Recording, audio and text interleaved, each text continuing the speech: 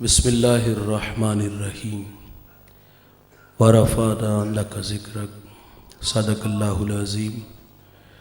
پڑھیے الصلاۃ والسلام علیک یا رسول اللہ وعلی آلک و اصحابک یا سیدی یا حبیب اللہ، الصلاۃ والسلام علیک یا رحمۃ للعالمین وعلی آلک و اصحابک یا سیدی یا حبیب اللہ۔ حمد و ثنا کے بعد عزت و تکریم کے لائق جلوہ فراز مقتدر علماء معزز و محتشم حاضرین، السلام علیکم ورحمۃ اللہ۔ چند باتیں آپ کے گوش گزار کر کے گفتگو سمیٹ لوں گا۔ دعا ہے اللہ حق بیان کرنے کی توفیق عطا فرمائے، قابل عمل باتوں پر ہم سب کو عمل کر کے زندگی کی راہوں کو درست کرنے کی توفیق عطا فرمائے۔ ساگر صدیقی بارگاہ خیر الانام میں ہدیہ عقیدت پیش کرتا ہے۔ بزم کونین سجانے کے لیے آپ آئے، شمع توحید جلانے کے لیے آپ آئے، ایک پیغام جو ہر دل میں اجالا کر دے، ساری دنیا کو سنانے کے لیے آپ آئے، ایک مدت سے بھٹکتے ہوئے منزل کی طرف دور تک راہ دکھانے کے لیے آپ آئے، ناخدا بن کے ابلتے ہوئے طوفانوں میں کشتیاں پار لگانے کے لیے آپ آئے۔ آپ آئے تو ہر طرف اجالے انوار کرم کی برکھا برسی تھی۔ دوستان عزیز، یہ احسان خداوندی ہے۔ ہم تھوڑا سا پلٹ کے دیکھیں ماضی کی طرف، حضور کی آمد سے پہلے تو پوری دنیا میں اندھیرے تھے۔ حضرت عیسیٰ علیہ السلام کے بعد 571 سال کا ایک طویل زمانہ بیت چکا تھا۔ اخلاقی قدریں زوال پذیر تھی۔ حضرت انسان اپنے خالق و مالک کو ہمیشہ کے لیے بھول چکا تھا۔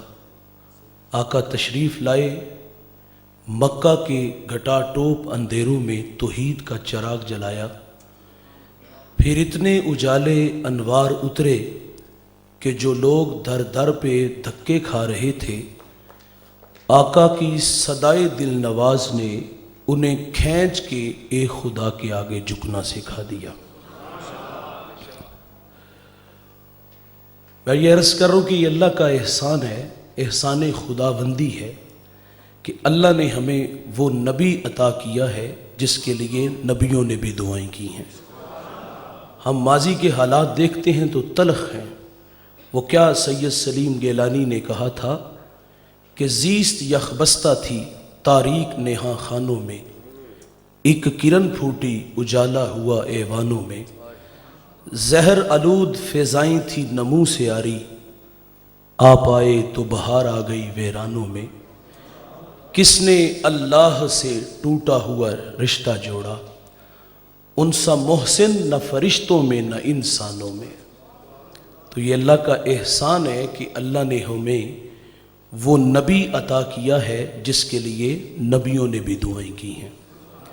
حضرت ابراہیم علیہ السلام کعبے کی دیواروں کو کھڑا کر کے کہتے ہیں، ربنا وابعث فیہم رسولا، دیکھ اللہ تیرا بابرکت گھر تعمیر ہو گیا، اب تو اس پیارے رسول کو بھیج دے۔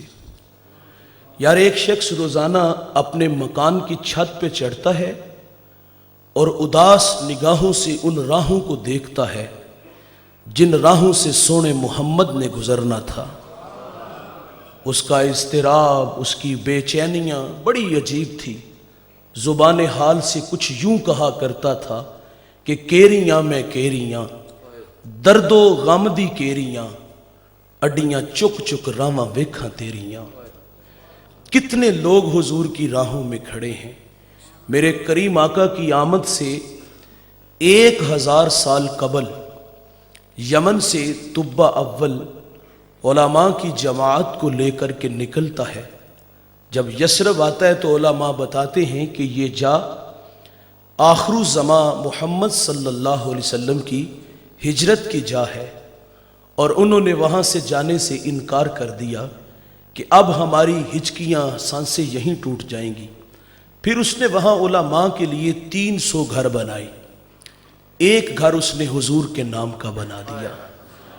यार, जो हुजूर के नाम का घर बना होगा वो बड़े ही चाव से बना होगा। वो घर बनाया किसी आम शख्स के सुपुर्द नहीं किया, बल्कि उलमा की जमात में से जो सबसे बड़े आलिम थे हज़रत शामून, वो घर उनके सुपुर्द किया। फिर हुजूर के नाम एक ख़त लिखा जिसकी तहरीर बड़ी मीठी है।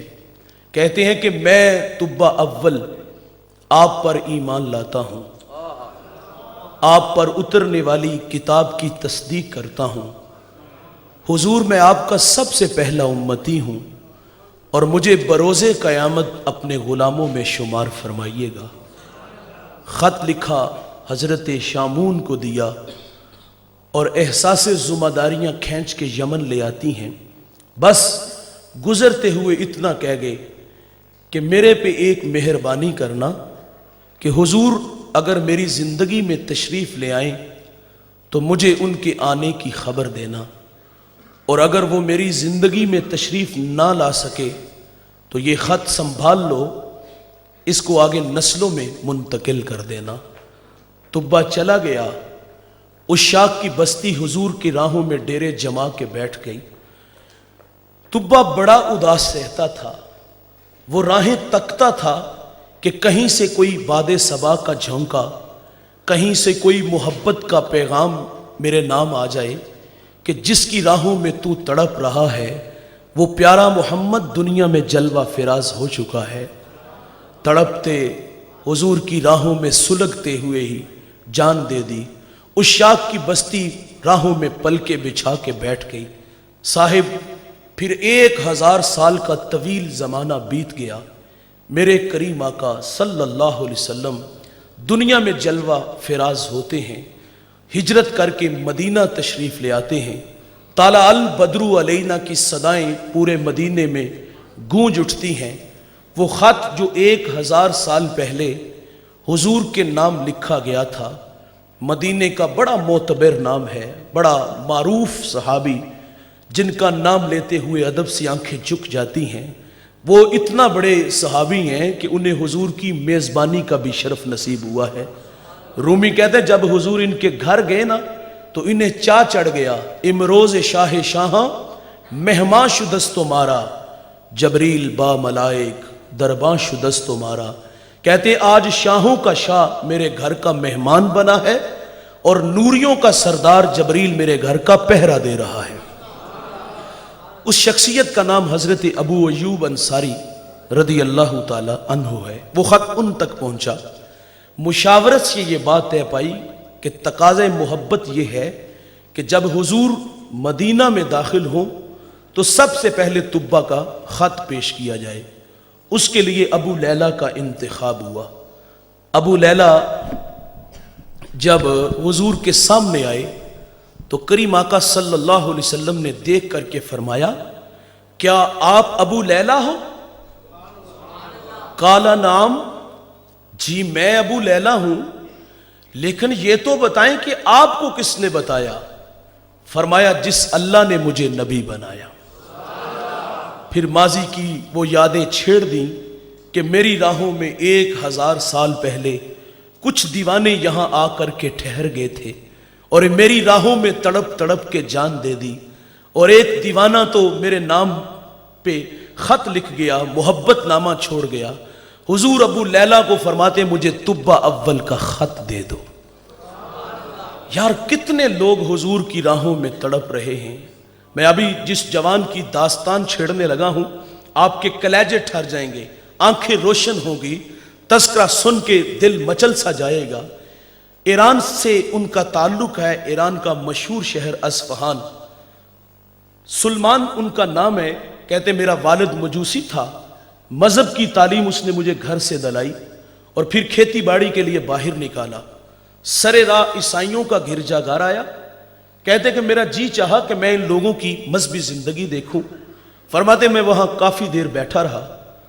رات جب تاخیر سے گھر آیا تو والد بڑا غصے میں تھا. کہا سلمان اس وقت تک تم کہاں تھے؟ فرماتے میں نے سچ سچ بتا دیا کہ گرجے میں تھا اور مجھے ان لوگوں نے متاثر کیا ہے. اب اس مذہب کی محبت میرے دل میں ہے. سلمان کہتے میرا والد ڈر گیا کہ کہیں یہ مجوسیت کو چھوڑ کر عیسائیت کو قبول نہ کر لے. مجھے میرے والد نے لوہے کی زنجیروں سے جکڑ دیا. پھر رد عمل کے طور پہ ضد پیدا ہوئی. فیصلہ کر لیا کہ اب اس مذہب کو, اس کے ماننے والوں کو اور اس شہر کی بہاروں کو چھوڑ کے ہمیشہ کے لیے یہاں سے دور چلا جاؤں گا. کہتے مجھے سبیل ملی اور میں ملک شام آیا. وہاں ایک عالم سے ملاقات کی, اپنے حالات سے آگاہ کیا کہ اس مذہب کی محبت میں شہر کی سرداری کو ٹھوکر مار کے آیا ہوں اور میں تیرے پاس رہنا چاہتا ہوں, تشنا ہوں اور سیکھنے آیا ہوں. سلمان کہتے تا دم آخر جب تک وہ عالم زندہ رہا میں نے اس کی بڑی خدمت کی. جب اس کی سانسیں ٹوٹنے لگی تو میں نے اس سے کہا کہ اب جاؤں تو کہاں جاؤں؟ کہتے اس نے مجھے ایک اور عالم کے پاس بھیج دیا کہ وہ تیری تشفی کرے گا. فرماتے میں اس کی بھی بڑی خدمت کی. جب اس کی سانسیں ٹوٹنے لگی تو سراپا سوال بن کے اس کے بھی سامنے کھڑا ہو گیا کہ اب کس چوکھٹ کا بیکاری بناؤ گے؟ کہتے اس نے مجھے ایک اور عالم کے پاس بھیجا. فرماتے میں نے اس کی بھی بڑی خدمت کی. جب وہ مرنے لگا تو میں نے اس سے بھی کہا کہ اب جاؤں تو کہاں جاؤں, کس چشمہ صافی پہ سیراب ہوں گا؟ فرماتے اس نے مجھے کہا کہ با خدا اب میری نظر میں کوئی ایسا شخص نہیں جس کی خدمت میں تمہیں بھیجوں. دل کی نیا ڈوبنے لگی, ایسے لگا کہ اندھیرا چھا گیا, دیوار سی کھڑی ہوئی محسوس ہوئی.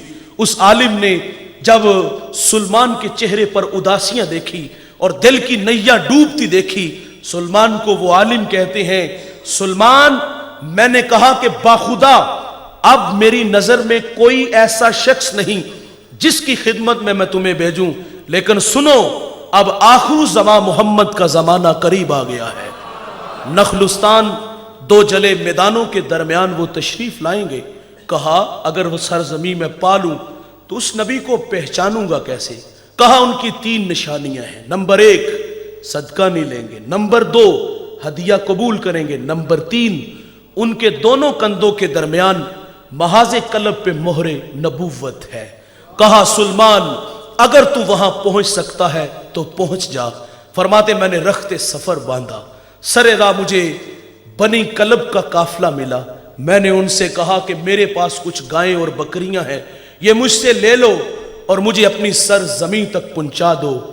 محبت کے شوق میں یہ جوان آگے بڑھتا رہا, لیکن کہتے کہ ایک جگہ پہ جا کے وہ بڑے ظالم نکلے کہ غلام بنا لیا. غلامی کے زنجیروں میں جکڑا گیا. غلامی ہوتی بڑی تلخ ہے, بڑے دھکے کھائے. کہتے پھر انہوں نے مجھے ایک یہودی کے ہاں فروخت کر دیا. فرماتے پھر اس یہودی نے مجھے ایک اور یہودی کے ہاں بیچ دیا. فرماتے اس یہودی کا تعلق حضور کے شہر مدینہ سے تھا. اب منزل نصیب ہو گئی. اب حضور کی راہیں تکنے لگے, حضور کو اڈیکنے لگے. ایک دن کسی نے کہا سلمان جس کی راہوں میں تو کھڑا ہے وہ پیارے محمد دنیا میں جلوہ فراز ہو چکے ہیں. سلمان کہتے میرا جی چاہا کہ میں اڑ کے حضور کے قدموں میں چلا جاؤں. اے ذوف مدد کر در احمد پہ گرا دے, دربان کہیں اٹھ کہوں اٹھا نہیں جاتا. غلامی کی زنجیروں میں جکڑے لوگ دوستو مرضی سے زندگی نہیں گزارتے. خیر انتظار کرنے لگے, ہجر کی آگ میں جلتے رہے. پھر وہ ہمایوں گڑیاں آئیں, وہ سعادت بخش لمحے نصیب ہوئے. سلمان کہتے میں کھجور کے درخت پہ چڑھا تھا اور اس کی خدمت میں لگا تھا. اچانک میرے مالک کا چچا زاد بھائی آیا, بڑے غصے میں تھا. آ کے کہتا ہے خدا ستیہ ناس کرے اوس و خزرج کا, ایک شخص ادعائے نبوت مکہ سے ہمارے یہاں آیا اور لوگ اس کے گرد جمع ہو گئے. سلمان کہتے ہیں میرے جسم پر کپ کپی طاری ہو گئی, اوپر سے چھلانگ لگا دی. انجام سے باخبر تھے, سوال کروں گا تو پیٹا جاؤں گا. خیر سوال چھوڑ ہی دیا, منہ پہ مکہ آیا, برداشت کیا. فرماتے رات کی تاریکی چھائی, میں کھانا لے کے حضور کی خدمت میں حاضر ہوا. हुजूर उस वक़्त कुबा में अपने असहाब के जुर्मट में थे। कहते मैंने हुजूर को खाना पेश किया, अर्ज किया हुजूर आप एक लंबा सफर करके मक्का से हमारे यस्रब आए हैं, मेरे पास ये सदके का खाना है, इसको कबूल फरमा लें, आप इसके हकदार ज्यादा हैं। सुलेमान कहते हुजूर ने वो खाना खुद नहीं खाया, अपने गुलामों को दे दिया। एक निशानी पूरी हो गई। कहते मैं दोबारा फिर हुजूर की खिदमत में हाजिर हुआ, मैंने अर्ज किया हुजूर ये सदका नहीं ये हदिया है, तो हुजूर ने उसको कबूल फरमा लिया। 2 निशानियां पूरी हो गई, अब एक निशानी बाकी है। सुलेमान कहते हुजूर एक दिन बकी में अपने गुलाम की तदफीन में मशगूल थे। कहते मैं भी वहां मौजूद था। कहते कि मुझे यकीन सा हुआ कि आज मोहरे नबूवत की जियारत हो जाएगी।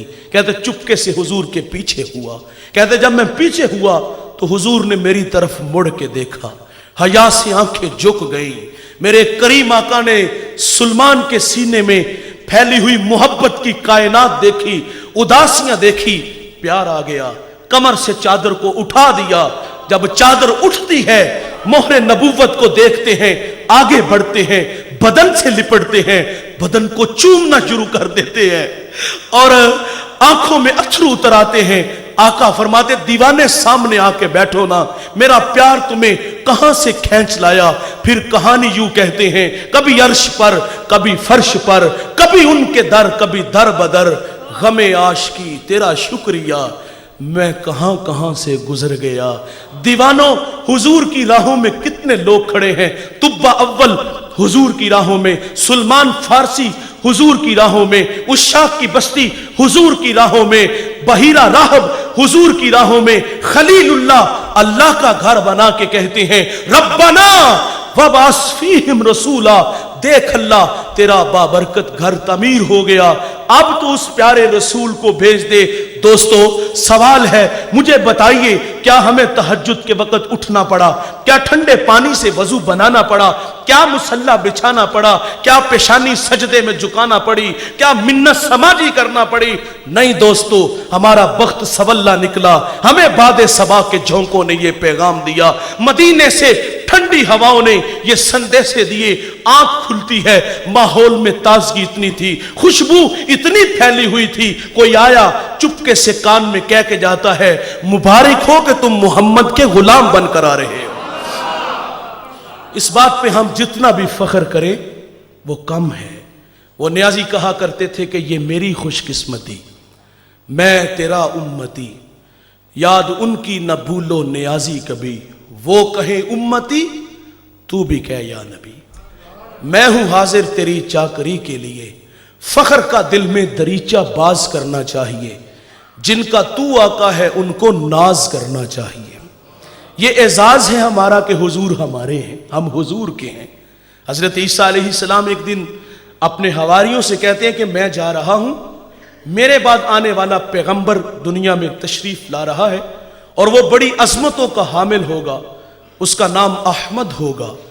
जब तस्करा मेरे महबूब का हजरत ईसा के लोगों पे आया तो मजमे में एक शख्स उठ के खड़ा हो गया, सवाल करते कि हजरत आने वाला नबी क्या आपसे भी अफजल होगा? तकाज़ा मोहब्बत है, बेटा शागिर्द मुरीद अपने रिश्तों से अफजल किसी को भी नहीं जानता। इसी तरह उम्मती भी कहता है कि मेरे नबी से अफजल कोई नहीं। वो तो नलायक और बदबख्त है ना जो नबी भी कहे और ऐब भी निकाले।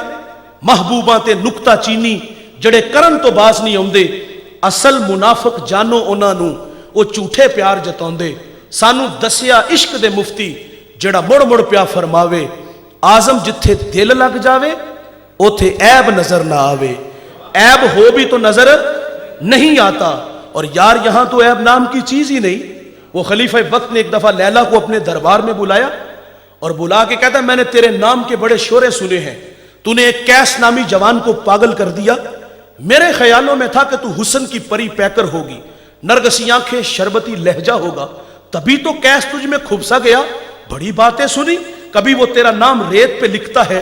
सवाल होता है कि दीवाने लैला का नाम रेत पे लिखते हो, क्यों लिखते हो? तो जवाब देता है कि लैला का नाम लिख के दुखी दिल को तस्कीन देता हूं। कभी वो कुत्ते के पांव चूमता है, सवाल किया जाता है इंसान हो के कुत्ते के पांव चूमते हो? तो जवाब देता है कि ये कुत्ता कभी कभी मेरी लैला की गली से गुजरता है, کہا اتنا نام سنا, اتنی شہرت تمہیں پائی, لیکن سب افسوس کہ تو نے مجھے متاثر نہیں کیا, تجھ سے زیادہ خوبصورت میرے دربار میں کام کرنے والی ہیں. جب کھری کھری سنائی, آئینہ دکھایا گیا, شرم سے پانی پانی نہیں ہوئی, رستہ نہیں بدلا, اوقات نہیں یاد آئی. رومی وہ ساری گفتگو بیان کرتے ہیں. گفت لیلا را خلیفہ کانت ہوئی کس تو مجنو شد پریشان و غوی از دیگر خوباں تو افزو نیستی گفت خامش چوں تو مجنو نیستی دیدائے مجنو اگر بودے ترا ہر دو عالم بے خطر بودے ترا باخودی تو لیک مجنو بے خودست در طریقے عشق بیداری بدست. رومی کہتا ہے جب کھری کھری سنائی نا تو لیلا غصے میں آ گئی. کیا کہتی ہے؟ گفت خامش چوں تو مجنو نیستی, خلیفہ تو کوئی مجنو تو نہیں, دیدائے مجنو اگر بودے ترا. وہ کہتی مجنو کی آنکھ سے دیکھتے تو عیب نظر نہ آتا, باخودی تو لیک مجنو بے خودست. وہ کہتے جس کوچے میں مجنو نے قدم رکھا ہے وہاں ہوش کو چھٹی دینا پڑتی ہے. ہوش والوں کو اس کوچے سے کچھ بھی نہیں ملتا, عقل والوں کو کچھ نہیں ملتا. اور یار لیلا کو دیکھنا ہے تو مجنو کی آنکھ سے دیکھو, اور اگر محمد عربی کو دیکھنے کا شوق ہو نا تو پھر نگاہ صدیق سے دیکھا کرو, نگاہ فاروق سے دیکھا کرو, پھر عیب نہیں پھر کمال نظر آئیں گے. ڈٹھے ورق قرآن دے پھول سارے, تیری شان جیا نہیں کوئی ہور ڈٹھا, تیری شان دا کرے مقابلہ جیڑا اونوں عاشقاں اصلی چور ڈٹھا. کوئی نور آکھے کوئی بشر آکھے پیندا رات دنے ایہو شور ڈٹھا. اللہ والیاں گل مکا دیتی تسا ہور ڈٹھا اسا ہور ڈٹھا. میرے قبلہ بڑی خوبصورت بات فرماتے ہیں. آپ فرماتے تم نے پتہ نہیں کس کو دیکھا ہے جو سکی بیٹی کو بھی نہیں بخشوا سکتا, سنبھلتا نہیں جن سے اپنا دوپٹہ, سنبھالیں گے کیا وہ کلیجہ کسی کا. اور ہم الیکشن میں اسے ووٹ نہیں دیتے جو تھانے سے نہ چھڑا سکے. آپ فرماتے اس کے پیچھے لینے کیا جاتے ہو جو سکی بیٹی کو بھی نہیں بخشوا سکتا. ہم نے اس نبی کا کلمہ پڑھا ہے جس نے فاطمہ کو قریب کیا, فرمایا بیٹی فاطمہ تو جنتی عورتوں کی سردار ہے. آپ فرماتے اس کے پیچھے لینے کیا جاتے ہو جس کے چاہنے سے کچھ نہیں ہوتا, جو دیوار کے پیچھے کا نہیں جانتا. ہم نے اس نبی کا کلمہ پڑھا ہے جس نے یوں انگلی کا اشارہ کیا, چاند کو قدموں میں بلایا, سورج کو عصر کے وقت پہ پلٹایا. وہ سکیاں کھجوراں اگا جان دائے, وہ گنگیاں تھی گلاں کرا جان دائے, وہ پتھراں تھی کلمے پڑا جان دائے. قطرے کو سمندر ذرے کو ستارہ کرتے ہیں, کونین کو خم آ جاتا ہے جب زلف سوارا کرتے ہیں. ہم نے تو اس نبی کا کلمہ پڑھا ہے. مجھے اچھی طرح یاد ہے میرے بچپنے کی سب سے پہلی تقریر وہ حسن مصطفیٰ تھی. میں نے علماء سے سنا جو حضور کے حسن کے تذکرے کرتا ہے وہ بندہ ہر دل عزیز ہو جاتا ہے. میں نے اپنی 34-35 سالہ عمر میں بڑی محبتیں وصول کی ہیں. پورے پاکستان میں جاتا ہوں, لوگ پیار دیتے ہیں, اس میں میرا کوئی کمال نہیں. مجھے عزتیں اس لیے ملی کہ میرے لبوں پر سونے محمد کے ترانے ہوتے ہیں. میں نے بچپن میں وہ ایک عالم کا لکھا ہوا مقالہ ازبر کیا اور اس کو کسی تقریری مقابلے میں بیان کیا.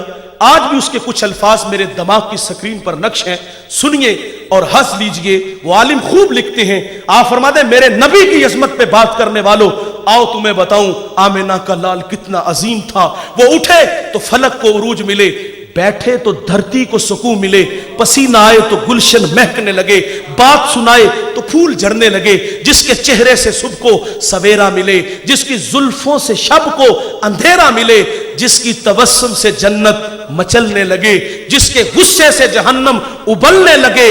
وہ نبی اشارہ کرے, آفتاب شک ہو جائے, انگلی اٹھائے ماہتاب فک ہو جائے. وہ نبی سر اٹھا کے بولے قرآن بنتا جائے, سر جھکا کے بولے تو حدیث بنتی جائے. ہم نے اس نبی کا کلمہ پڑھا ہے. ہم نے اپنے بچپنے میں حضرت سے ایک شعر سنا تھا, وہ ازبر ہے, اور آج یہ ماحول اور ماحول کی رونق کہہ رہی ہے کہ یہاں وہ ضرور جو ہے وہ لوگوں کے سامنے پڑھنا چاہیے. سنیے اور مزہ لیجئے. اعظم چشتی کہتا ہے تو ہجے میرا یار نہیں ڈٹھا, جنوں ویہ کے چند شرماوے, ادی راتی دن چڑھ جاوے, جے او رخ تو نقاب ہٹاوے, جے او نکلے سیر کرن نو سارا گلشن سیس نواوے, اوے آتا دھرتی لف لف جاوے, جے او ہاتھ پھلاں وچ رکھے ہاتھ پھلاں تو ود جاوے, نین نشیلے مست رسیلے وچ سونا کجل سہاوے, اکھ اگڑے تے انج پیا جاپے جویں میخانہ کھل جاوے. علم خدا نے اینا دتا عقلاں وچ نہ آوے, اوے عقل خدا نے اینی دتی علماں وچ نہ آوے. بجلی ڈر دی لشک نہ مارے ماتا بے ادبی ہو جاوے, کی اعجاز نظر وچ اودی جو آوے وک جاوے. اوے خلق دے نے مولی دنیا کوئی ورلہ ہی جان بچاوے. आजम एडा सोना माही सानू किधरे नजर ना आवे। हमने तो उस नबी का कलेमा पढ़ा है। मेरे महबूब के तस्करे हजरत ईसा की जुबान पे आए। मजमे से एक साहिब उठे, सवाल किया, आने वाले नबी आपसे अफजल होंगे? जवाब सुनिए। हजरत ईसा अलैहिस्सलाम फरमाते हैं, तुम अफजल होने की बात करते हो? अगर उस नबी के नालैन के तस्मे खोलने की सआदत मरियम के बेटे ईसा को मिल जाए ना, तो यह भी बड़े मुकद्दरों की बात है। तो फिर हम क्यों ना यार कहें, ये मेरी खुशकिस्मती। यार तबीयत में सरशारी पैदा हुई है कि नहीं हुई? नशा सा पैदा हुआ है कि नहीं हुआ? हम उस नबी के उम्मती बन के आए हैं जिसकी राहों में नबी भी खड़े हैं। आइए तस्करा सुनिए। हजरत मूसा अलैहिस्सलाम एक दिन अल्लाह से अर्ज करते हैं, अल्लाहुम्मा इन्नी आजिदु फिल अलवाहि उम्मतन हुमुस साबिकून अल-अव्वलून फजअलहुम उम्मती काला तिलका उम्मतु अहमद। अर्ज किया, मालिक मैंने अलवाह तौरात में एक उम्मत को पढ़ा है जो आएगी सबसे आखिर पे, लेकिन नंबर पहला ले जाएगी। ऐ अल्लाह वो उम्मत मेरी उम्मत बना दे। फरमाया काला तिलका उम्मतु अहमद। फरमाया मूसा वो तो मेरे प्यारे अहमद की उम्मत है। एक और आपकी बात हो रही है यार, एक और सवाल की ऐसी उम्मत को पड़ा है कि वो सदका देंगे, खा भी खुद जाएंगे, वयूजरूना अलैहा, और उसका अजर भी खुद ले जाएंगे। पहली उम्मतें जब सदका देती पहाड़ पे रखते, आसमान से आग आती उचक के ले जाती, जिसका कबूल ना होता वो वहीं पड़ा रहता, कौम में शर्मसार होता। कितना बदनसीब है कि इसके सदके को अल्लाह ने कबूल ही नहीं किया। ओ मेरे भाई, हमारा माल हलाल का है या हराम का?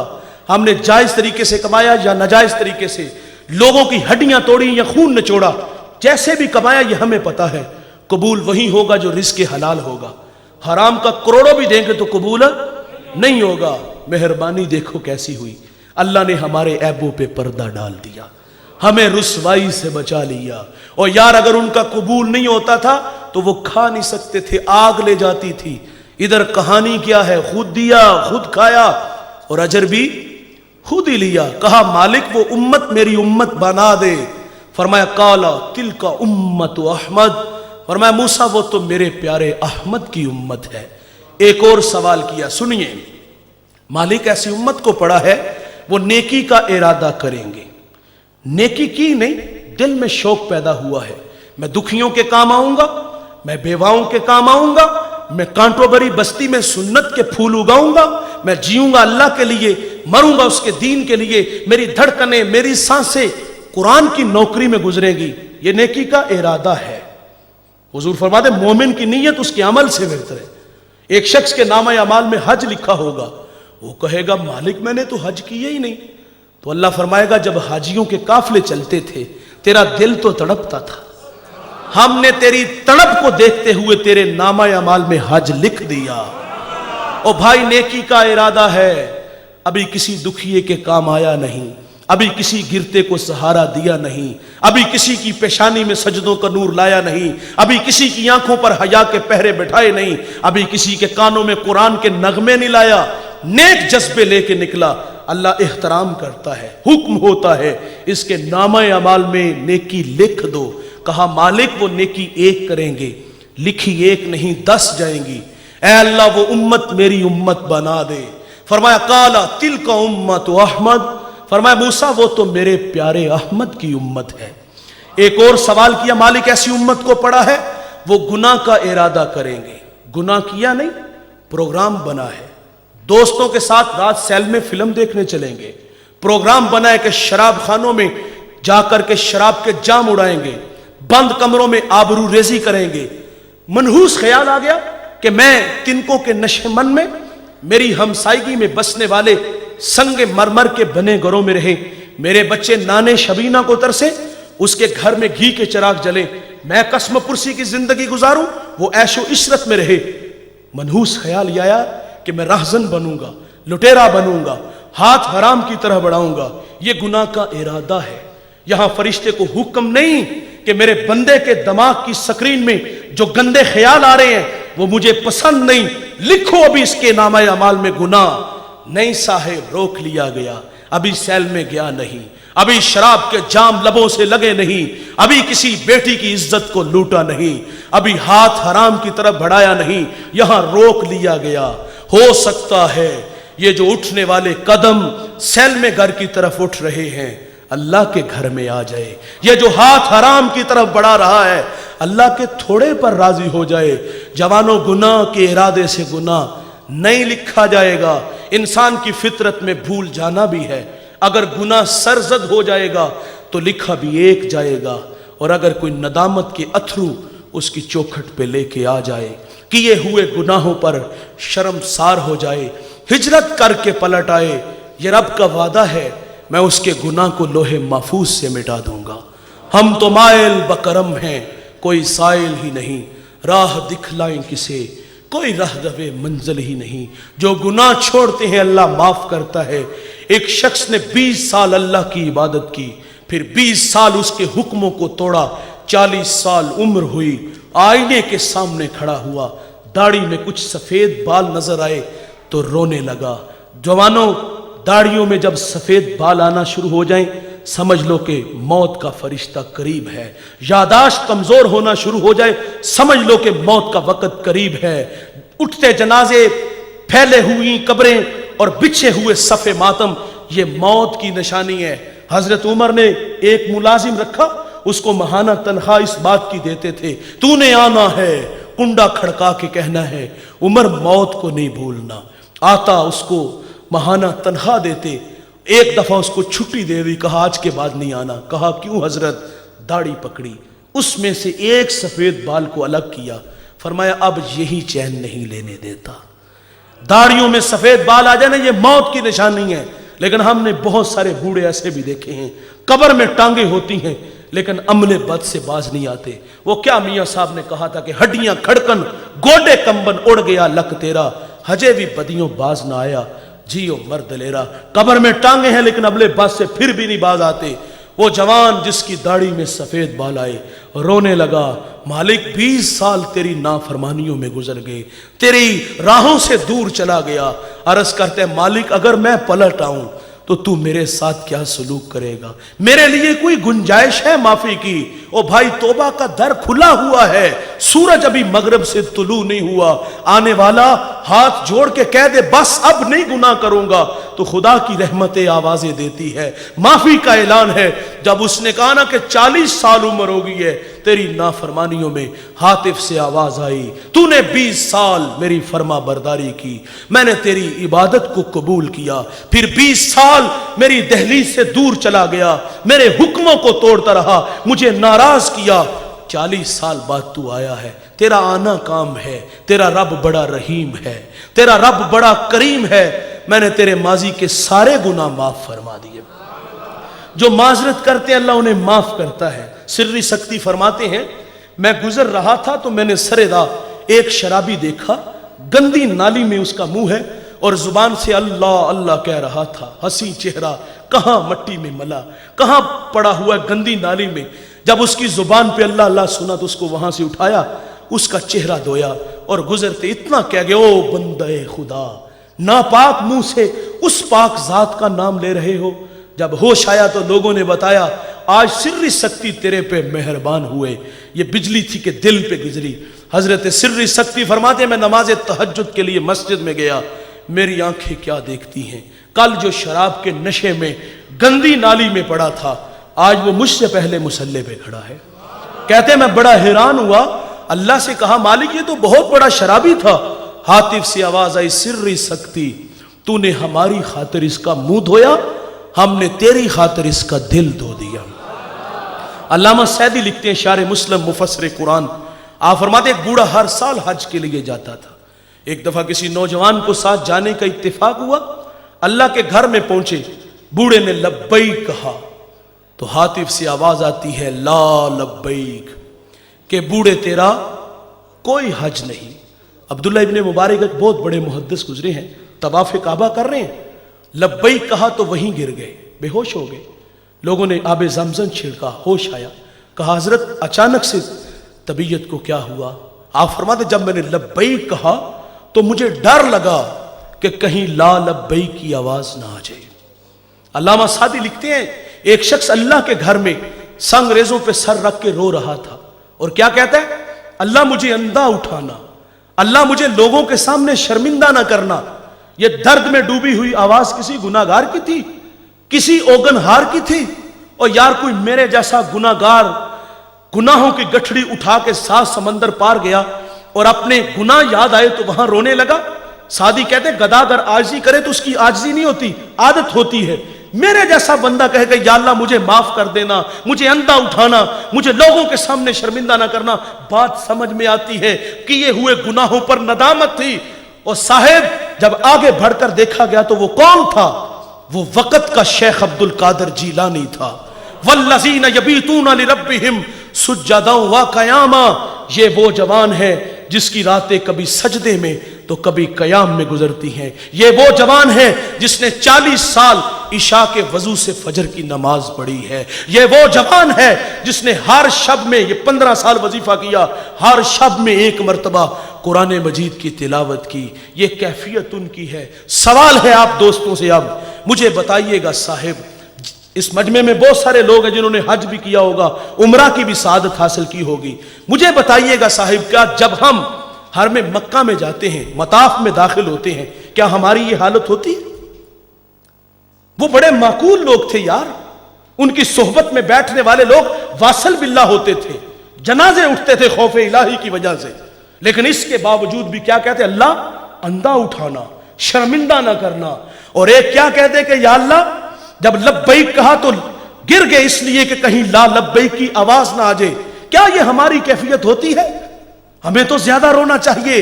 ہمارا دامن گناہوں سے لتھڑا ہوا ہے, چغلی, غیبت, حسد, کینے کی آگ لگی ہوئی ہے. رشتے ہم توڑتے ہیں, دل ہم توڑتے ہیں. ہمیں تو زیادہ رونا چاہیے. میں معذرت سے کہوں گا صاحب, جب ہم اللہ کے گھر میں گئے تو سب سے پہلے ہم نے جیب سے موبائل نکالا اور سیلفی لی, اس کو فیس بک پہ پھینکا. ایک ہاتھ غلاف کعبہ کے ساتھ اور دوسرے سے تصویر بن رہی ہے. میں نے وہاں بڑے بڑے جھلے اور جھلے قسم کے لوگ دیکھے کہ طواف کعبہ ہو رہا ہے, گزرتے لوگوں کو موبائل دیا جاتا ہے اور کہتا ہے کہ میری تصویر بناؤ, اور یوں ہاتھ اٹھائے مصنوعی دعائیں ہو رہی ہیں. وہ تصویر بنانا کہاں, اللہ کے گھر میں. اور یار وہاں تو نشہ پیدا ہو جاتا ہے کہ ان راہوں سے محمد عربی گزرے ہیں, ان راہوں سے غوث قطب ابدال گزرے ہیں. وہاں تو جلالت برس رہی ہے. کیا موبائل کے بغیر حج عمرہ نہیں ہوتا؟ کیا موبائل ہم اپنی رہائش گاہ پہ نہیں چھوڑ کے آ سکتے؟ ناراض نہیں ہونا صاحب, سچ آکھیے تے پامبڑ بلدے نے. ہماری کیفیت کیا ہے؟ ہم حج عمرہ کے لیے گئے, 5000 کلومیٹر کا سفر کر کے گئے, اور جب وہاں سے واپس آتے تو کیا لاتے ہیں؟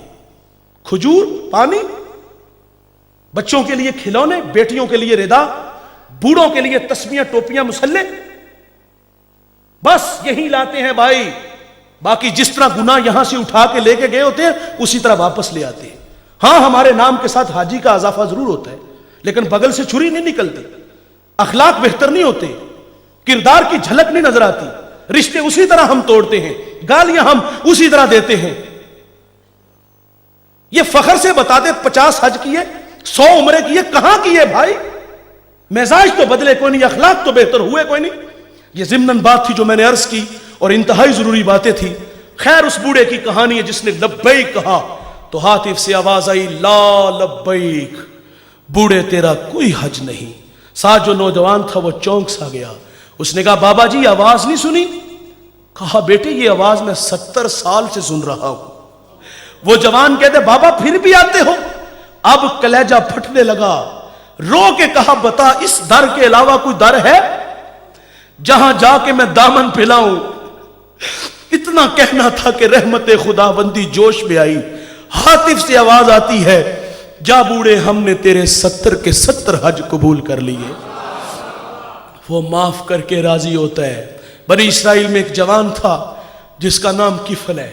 کفل کسی شریف آدمی کا نام نہیں, بہت بڑا بدماش تھا. اور اس کی بدماشی کیا ہے, وہ غریبوں کی بیٹیوں کو لوٹتا تھا. ایک دفعہ اس نے 60 دینار میں کسی مجبور بیٹی کو خریدا. خلوت میں اس کے پاس گیا, دیکھا تو وہ رو رہی تھی. کفل سمجھتا تھا میرے پہلو میں آنے والی ہر بیٹی بے غیرت ہوتی ہے. برستے آنسو دیکھے تو قدم رک گئے. سوال کیا کیوں رو رہی ہو؟ کہا کفل شوق سے نہیں آئی, مجھے غربت لے آئی ہے, مجھے بھوک تیرے تک کھینچ لائی ہے. یہاں رک کر کے ایک جملہ عرض کروں گا, جب مالدار لوگ, جب سرمایہ دار لوگ, جب وڈیرے لوگ غریبوں کا حق نہیں نہ دیتے, پھر غریبوں کی بیٹیاں نیلام ہو جاتی ہیں. یہ ڈائمنڈ منڈیاں, یہ بازار حسن, یہ کوٹھے اس وقت بنتے ہیں جب ہم ان کا حق نہیں دیتے. بڑے فخر سے کہتے ہیں بہت بڑے جگیردار ہیں, بہت بڑے زمیندار ہیں, تجوریاں خزانوں سے بھری ہوئی ہیں, ہم نے ان کے منہ بھی کھولے ہیں, پیسہ پانی کی طرح بہاتے ہیں, معاشرے میں ہم دریا دل مشہور ہیں, لیکن دولت کہاں لٹاتے ہیں؟ جہاں نفس کو حظ ملتا ہے. میرا تعلق ایک دیہات سے ہے. ہمارے دیہاتوں میں میلے ٹھیلے کا ماحول ہوتا ہے. کتوں کی لڑائی آئی 50,000 وہاں دیا, کرکٹ میچ آیا 1 لاکھ کا انعام وہاں دیا. جہاں نفس کو حظ ملا ہم نے دولت کا منہ وہاں کھولا, اور جہاں دولت لٹانے سے اللہ راضی ہوتا ہے, اس کی رحمتیں برستی ہیں, وہاں غفلت کی پٹی. وہ کیا کسی شاعر نے کہا تھا کہ دیکھا ہے میں نے شہر میں کوڑے کے ڈھیر پر 2 بچے لڑ رہے تھے فقط ایک بیر پر, فصلوں کو کاٹتے کچھ ٹوٹی چوڑیاں, کچھ بک گئی ہیں دوستو گندم کے سیر پر. گندم امیر شہر کی ہوتی رہی خراب, بیٹی مگر غریب کی فاقوں سے مر گئی. محسن نقوی کہتا ہے محسن یہ غریب لوگ بھی تنکوں کا ڈھیر ہوا کرتے ہیں, کبھی پانی میں بہ گئے تو کبھی ملبے میں دب گئے. اور بھائی ہمیں یہ دکھی لوگ نظر کیوں نہ آئے؟ ہم نے دولت کتوں کی لڑائی پہ, ہجڑوں پہ لٹائی, کرکٹ میچ پہ لٹائی. ہمیں معاشرے میں پھیلے ہوئے دکھ نظر کیوں نہ آئے؟ ہماری ہمسائیگی میں بیوہ کے چیختے بلکتے سسکتے بچے نظر کیوں نہ آئے؟ ہمیں مزدور لوگ نظر کیوں نہ آئے جو دانے شبینہ کو ترس رہے ہیں؟ ہمارے گجرانوالہ دھلا چوک میں ایک بوڑھا دن دہاڑے آٹے کا تھیلا اٹھاتا ہے اور دوڑ لگاتا ہے. نحیف تھا, 2 قدم چلا کے لوگوں نے پکڑا اور خوب زد و کوب کیا. سوال کیا وہ بوڑھے جرت کیوں کی؟ اس بوڑھے کی آنکھوں میں آنسو اتر آئے. اس نے کہا 1 ہفتہ ہو گیا اس چوک میں آ کے کھڑا ہوتا ہوں اور لوگ مجھے بوڑھا سمجھ کے مزدوری کے لیے ساتھ نہیں لے کے جاتے. روزانہ خالی ڈبہ گھر لے کے جاتا ہوں, قدم بوجھل ہوتے ہیں. بچے پوچھتے ہیں ابا کھانے کے لیے کچھ لائے ہو؟ تو میں کیا ان کو جواب دوں؟ آج پکا وعدہ کر کے آیا تھا کہ کہیں سے مزدوری ملے گی تو آٹا لاؤں گا. کہا آج بھی چھوڑ کے چلے گئے. اتنی مار کھائی کہ لہو لہان ہوا. اگر وہ بوڑھا مر جاتا نا غربت کی وجہ سے تو پھر اسی محلے سے بڑے سخی نکلنے تھے. کسی نے کہا نا کفن میری طرف سے, اور جب زندہ تھا پیوند لگے کپڑے تیرے سامنے پہن کے گزرتا تھا. تیری دولت کا قد اتنا اونچا تھا کہ تجھے وہ نظر نہ آیا. آج مر گیا تو چٹا لباس لے آیا.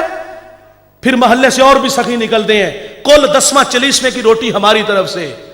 اور چیخیں تو نے نہ سنی اس مزدور کے بچوں کی جب وہ والد کو روز کہتے ابا بھوک لگی ہے کھانے کو کچھ دو؟ اس وقت کہاں گئے یہ سخی؟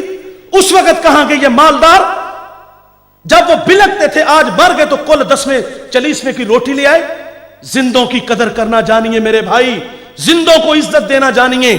مجھے وہ کمالیہ کی بیٹی نہیں بھولتی جس کا بوڑھا باپ اپنی بیٹی کو تعلیم کی دولت سے آراستہ کرتا ہے. اب وہ بالغہ تھی, نکاح کی تقریب ہے, ادھر سے بارات آ رہی ہے, ادھر بیٹی والے تیاریوں میں تھے.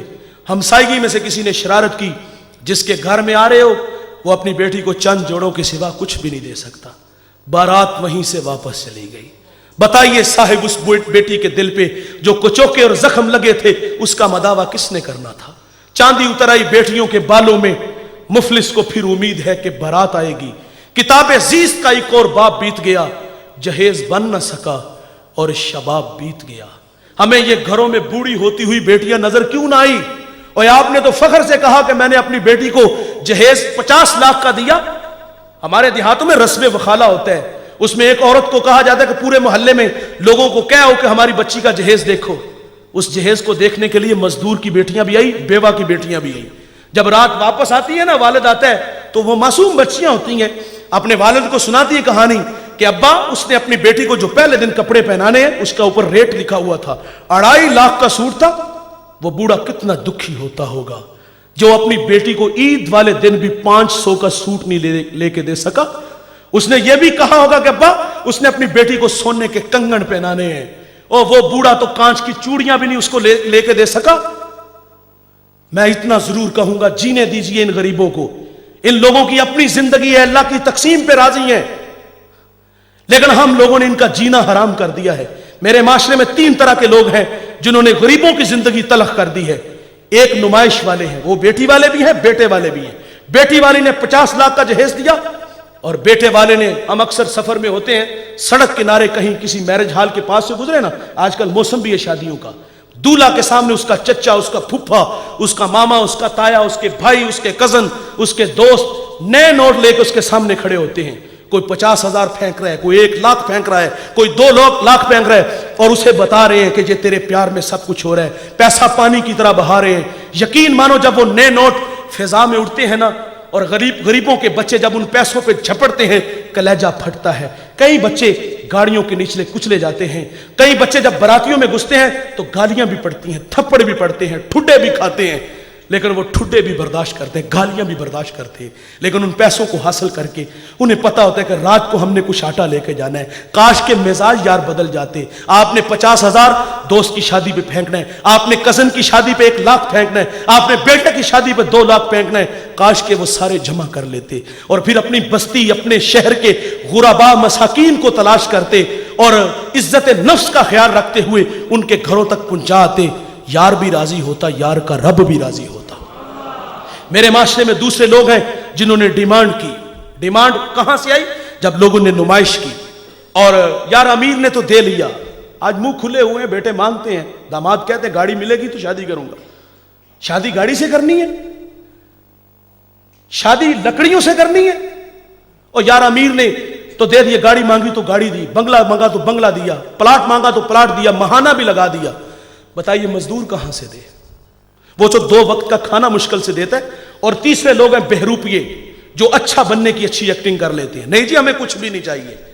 بوڑھے ماں باپ اعتماد کرتے ہیں، بھلے لوگ لگتے ہیں، اچھے ہیں۔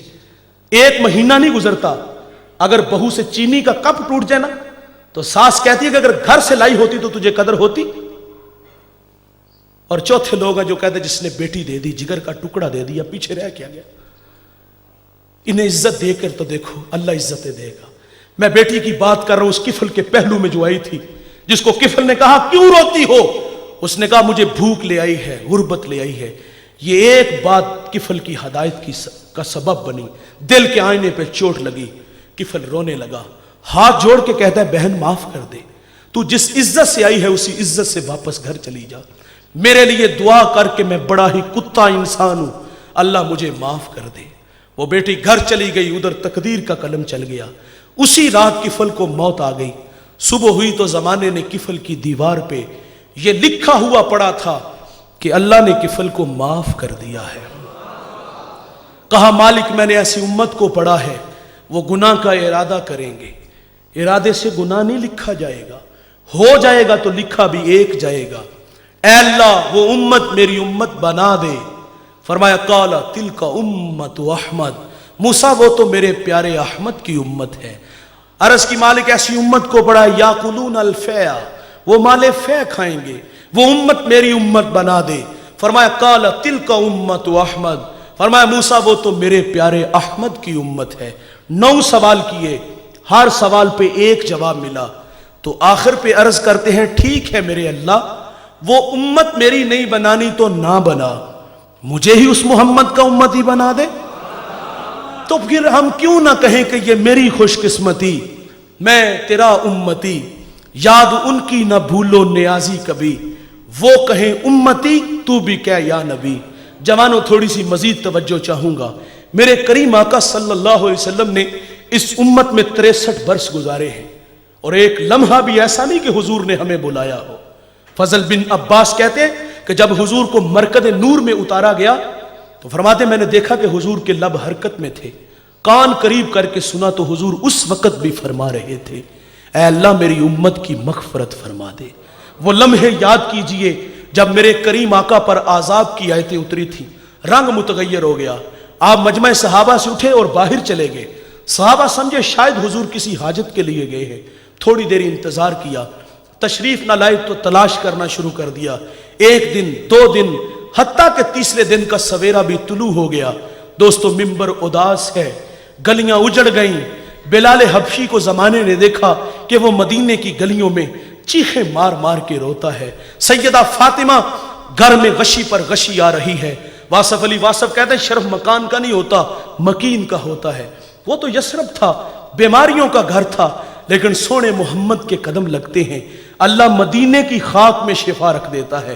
تیسرا دن ہوا، صحابہ جنگل میں چلے گئے، میں نے اس جنگل کی زیارت کی ہے، اب وہاں گھر بن گئے۔ وہاں ایک چرواہا ملا، اس سے کہتے یار تو نے اس نام کا کوئی شخص تو نہیں دیکھا؟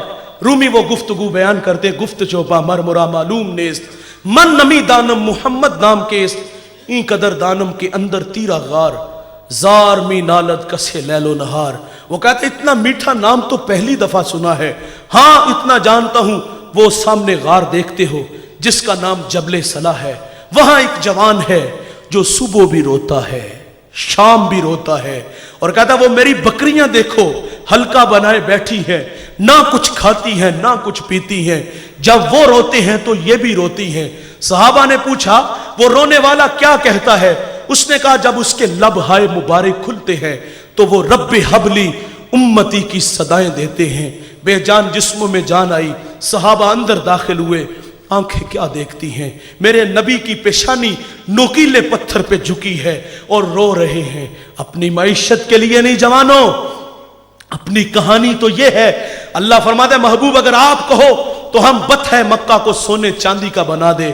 لیکن حضور عرض کرتے ہیں مالک میری آرزو ہے ایک دن کھانا ملے, ایک دن بھوکا رہوں, جس دن کھانا ملے تیرا شکر ادا کروں, نہ ملے تو صبر کروں. اور اپنے لیے نہیں آپ کے لیے, میرے لیے یہ اللہ سے فریاد تھی. اے اللہ میری امت, اے اللہ میری امت, اے اللہ میری امت, اے اللہ میری امت. رو رو کے دعائیں مانگ رہے ہیں.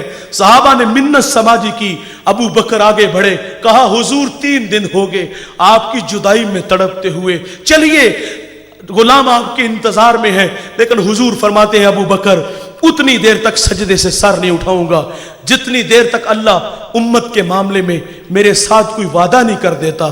سیدہ فاطمہ کو خبر ملی, آپ مدینے کی عورتوں کو لے کے اس غار کی طرف بڑھتی ہیں. صحابہ پیچھے ہٹے, آپ اندر داخل ہوئی, آپ نے بابا کی پیشانی سجدے میں دیکھی تو سیدہ رونے لگی. کہا ابو بیٹی آئی ہے, جگر کا ٹکڑا آیا ہے. فاجلسها فی مجلسہ, جس کے لیے مسند بچھا دیتے تھے فاطمہ آئی ہے.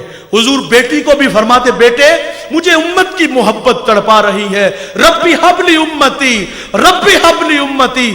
سیدہ نے بھی عرض کیا لیکن حضور نے سجدے سے سر نہ اٹھایا. سنو دوستو, پھر سیدہ اپنے اللہ سے عرض کرتی ہیں مالک میں نے سنا ہے جب فقیروں اور درویشوں کی دعائیں مستجاب نہیں ہوتی تو وہ سروں سے پگڑیاں اتار کے اے اللہ تجھ سے دعا مانگتے ہیں, پھر تجھے اپنے بندوں پہ رحم آ جاتا ہے.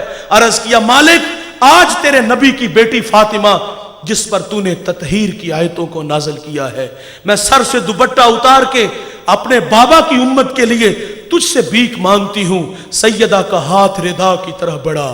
دوستو کوہرام مچ گیا, بادلوں کی اوٹ میں سورج نے منہ چھپا لیا, ایسے لگا کہ قیامت آ گئی. رومی کہتے پھر ایک صدا اٹھی, پس ندا آمد زے یزدہ کا رسول, من دعائے فاطمہ کردم قبول, گھر طلب کر دی زمین و آسماں, جملہ بخش دے مشدر یک زماں.